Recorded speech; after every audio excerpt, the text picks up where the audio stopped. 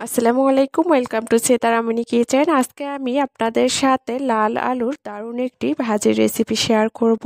বাজারে এখন প্রচুর পরিমাণে নতুন লাল আলু পাওয়া যাচ্ছে। আপনারা চাইলে এভাবে করে ভাজি করে নিতে পারেন। আর এগুলো ঘরোয়া কিছু অল্প মশলা দিয়েই ঝটপট ভাজি করে নেওয়া যায়। আশা করছি আজকের রেসিপিটি আপনাদের কাছে অনেক ভালো লাগবে। এখানে আমি পরিমাণ মতো লাল আলু এরকম কিউব করে কেটে নিয়েছি। আপনারা চাইলে গোল গোল অথবা চিকন করে কেটেও এই ভাজিটি করে নিতে পারেন। ভালো করে ধুয়ে নিয়েছি।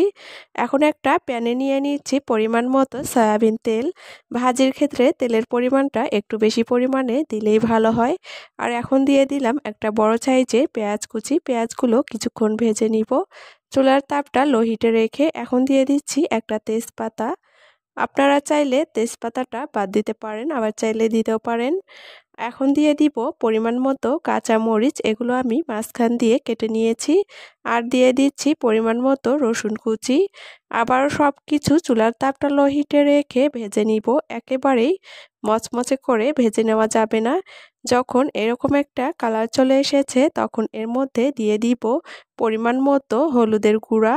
হলুদের গুঁড়াটা আলু দেওয়ার আগে দিলে কি হয়, আলু ভাজির কালারটা অনেক সুন্দর আসে। আর এভাবে করে ভেজে নেওয়ার পরে এখন দিয়ে দিচ্ছি আগে থেকেই কেটে রাখা আলু। আলু দেওয়ার পরে এখন দিয়ে দিব স্বাদ অনুযায়ী লবণ।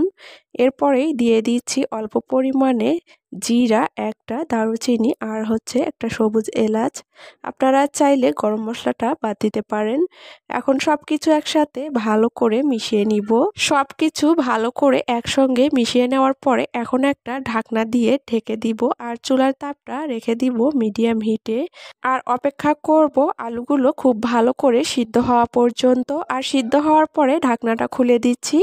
ঢাকনাটা খোলা ছাড়াই এভাবে করে নেড়েচেড়ে যেতে হবে আলুগুলো মচমচে করে ভাজা হওয়া পর্যন্ত। এখন আমি তেজপাতাটা উঠিয়ে নিব। আর ভাজতে ভাজতে একসময় দেখা যাবে যে আলু ভাজির মধ্যে সুন্দর একটা কালার চলে এসেছে। আর আলুগুলোও কিন্তু অনেক মচমচে হয়েছে। আর এভাবে করে ভেজে নেওয়ার পরে এখন আমি এর মধ্যে দিয়ে দিব পরিমাণ মতো ধনিয়া পাতা কুচি। আপনারা চাইলে ধনিয়া পাতাটা বাদ দিতে পারেন, তবে দিলে এই আলু ভাজির টেস্টটা আরও দ্বিগুণ বেড়ে যাবে।